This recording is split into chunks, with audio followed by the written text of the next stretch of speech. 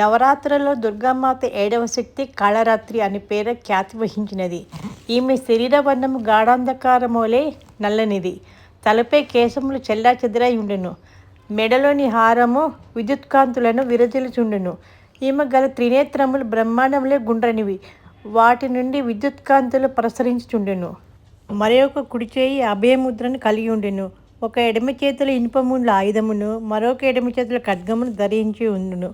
కాళరాత్రి స్వరూపము చూచుటకు మిక్కిలి భయానకము, కానీ ఈమె ఎల్లప్పుడూ శుభఫలములనే ప్రసాదించుండును.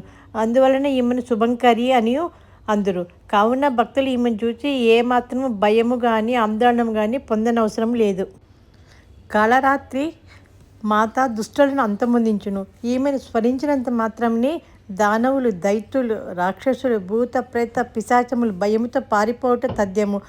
ఈమె అనుగ్రహమున గ్రహబాధలను తొలగిపోవును.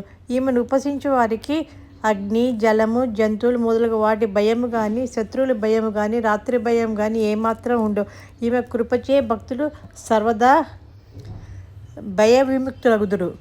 కాళరాత్రి మాత విగ్రహమును హృదయమునందు నిలుపుకొని మనుషుడు నిష్ఠతో ఉపాసించవలెను. త్రికరణ శుద్ధి కలిగి ఉండవలెను. ఈ దేవి సర్వ శుభంకరి. ఈమెను ఉపాసించే వారికి కలుగు శుభములు అనంతములు. మనము నిరంతరం ఈమె స్మరణ ధ్యానములను పూజలను చేయటం వలన ఇహపర ఫల సాధకము. ఈమె సాక్షాత్కారము వలన భక్తులకు మహాపుణ్య ఫలము లభించును. సమస్త పాపములు ఎదుర విఘ్నములను పటాపంచలగును. అందరి మీద ఈ అమ్మ కృపాకటాక్షములు ఉండాలని ఆశిస్తున్నాను. మీతో కవి కాసేపు.